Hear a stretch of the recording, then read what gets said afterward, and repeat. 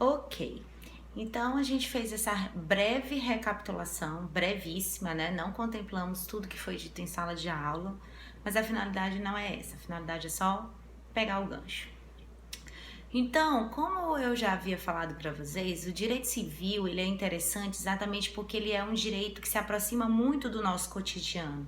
É um direito que trata especificamente de questões do nosso dia a dia, por isso também chamado de direito da vida, né? E existe até uma disputa aí entre os professores de direito civil, de direito penal e tal, sobre qual seria o ramo do direito mais relevante. Bobagem, né? Brincadeira.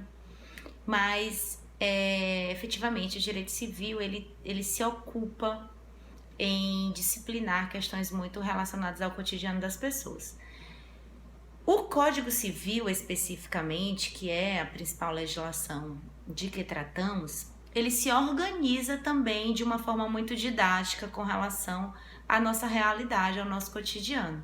Primeiro nós falamos na própria lei de introdução às normas do direito brasileiro, nós falamos sobre fontes do direito, sobre como nós vamos utilizar as fontes, sobre quais são as fontes, qual é a nossa fonte formal primária, que é a lei, e na inexistência, né, na insuficiência da lei, o que o julgador vai poder fazer, quais são os outros recursos que o nosso ordenamento jurídico disponibiliza para ele, né? E aí são as nossas outras fontes do direito, costumes, princípios gerais de direito, etc. E isso tudo por quê? Porque como não nos é permitida a autotutela, nós precisamos de uma solução apresentada pelo Poder Judiciário. E aí o direito constitucional, né, o nosso próprio texto da Constituição, ele é muito explícito quando nos fala que o direito de petição não pode ser negado a ninguém, né, o acesso à justiça também, e várias outras disposições. Em seguida, quando a gente pega o Código Civil especificamente e tudo, a gente vai ver que a primeira coisa que ele começa a tratar é sobre as pessoas, né? É sobre as pessoas, e são as pessoas físicas. Nós vamos falar mais à frente, nas próximas aulas, sobre pessoa jurídica também, que é a sequência do próprio Código Civil, mas o Código começa falando sobre as pessoas físicas, né? Sobre o direito da vida e esse direito na perspectiva jurídica, né? Ele começa falando a partir de quando se inicia a vida jurídica da pessoa, a partir de quando essa pessoa começa a existir juridicamente. E aí, para compreender isso, o Código Civil fala sobre capacidade, sobre personalidade também, que são atributos diferentes, mas que se complementam. Então, ok, como é que eu posso explicar para vocês primeiramente isso? Primeiro, a partir de quando que a pessoa começa a existir? Lembrando, gente, a partir de quando que a pessoa começa a existir juridicamente, tá? Que a perspectiva ela não é de fim ideológico, não se trata de nada de cunho moral, não é essa a preocupação do legislador, tá? A preocupação do legislador é a partir de quando que começa a existir a vida da pessoa física na perspectiva jurídica. E isso é a personalidade, tá? Que o legislador fala. A partir de quando se fala em personalidade jurídica? E para discutir isso, existem algumas teorias.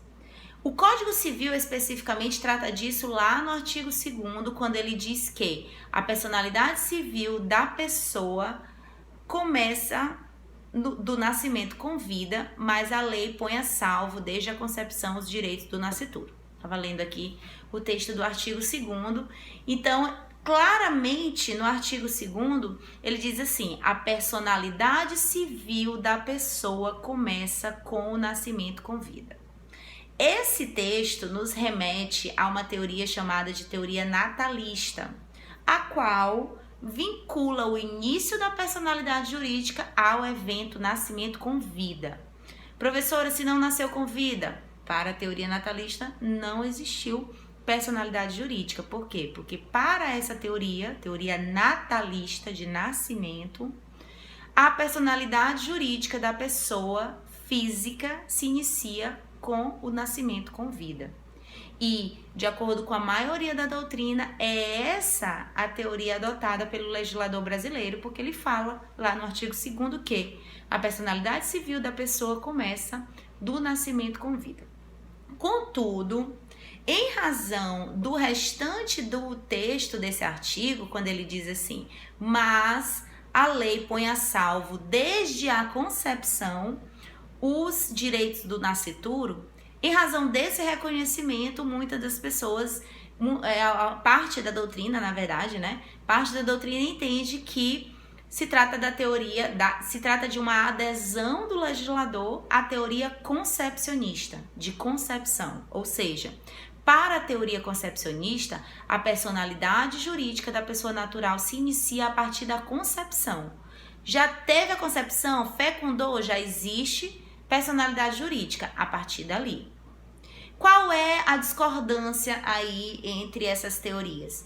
É porque como o início, a primeira parte do artigo 2º do Código Civil fala que a personalidade civil da pessoa começa do nascimento com vida, e esse texto ele é coincidentemente idêntico ao texto que define o início da personalidade jurídica pela teoria natalista, então muitos doutrinadores entendem por essa escolha. Não, o legislador brasileiro escolheu a teoria natalista, ele diz que é a partir do evento nascimento com vida que vai se iniciar a personalidade jurídica da pessoa física. Mas essa segunda parte dá brecha, né? Abre margem para que também se entenda pela adesão à teoria concepcionista, pois desde a concepção se põe a salvo o direito do nascituro. Existe ainda a teoria mista ou teoria da personalidade condicionada, a qual ela efetivamente mistura, né? Ela diz assim que a personalidade jurídica ela é reconhecida desde a concepção, mas desde que exista o evento nascimento com vida. Ou seja, nasceu com vida, o reconhecimento vai lá atrás, desde a concepção. Mas se não nasceu com vida, não existe também esse reconhecimento anterior, desde a concepção. Essa teoria, ela é ventilada também pela doutrina, como sendo adotada pelo legislador brasileiro, porque lá no artigo 1800, parágrafo 3º do Código Civil, dá também abre uma margem para essa compreensão. Mas o fato que aqui nós precisamos compreender é que, apesar de toda a discordância, a doutrina majoritária ainda entende, ainda opta que o legislador brasileiro escolheu a teoria natalista, por isso ele vincula o início da personalidade jurídica ao evento nascimento com vida, mas mesmo assim ele põe a salvo os direitos do nascituro, desde a concepção, e isso não implica uma troca de teoria. Não é porque o direito do nascituro está protegido pelo legislador brasileiro que existe um reconhecimento do início da personalidade jurídica a partir dali. Efetivamente, o que se fala muito sobre isso é que os direitos de personalidade, que nós vamos ver mais à frente quais são, eles são reconhecidos ao nascituro, aquele que ainda não nasceu, que apenas foi concebido, mas que nem por isso ele está à margem da tutela de direitos. E um exemplo muito conhecido no direito brasileiro foi o que aconteceu naquele caso do repórter do CQC, Rafinha Bastos, com a Vanessa Camargo, onde ele fez uma brincadeira infeliz em um evento, em um programa, né, que ele estava entrevistando ela, fez um evento infeliz, ela se sentiu constrangida, e não somente ela sentiu que houve um constrangimento também ao bebê, que na época ela estava grávida, né, ao nascituro, e ambos, nascituro e a própria Vanessa, promoveram uma ação de indenizatória por danos morais contra o Rafinha Bastos. Ambos ganharam, né?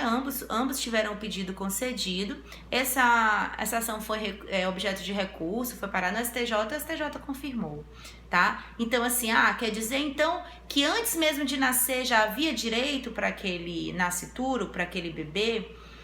Bom, existe. Não existe personalidade jurídica porque o legislador é claro em dizer que a personalidade jurídica ela se inicia a partir do nascimento com vida, mas existia uma proteção a esses direitos de personalidade desse nascituro.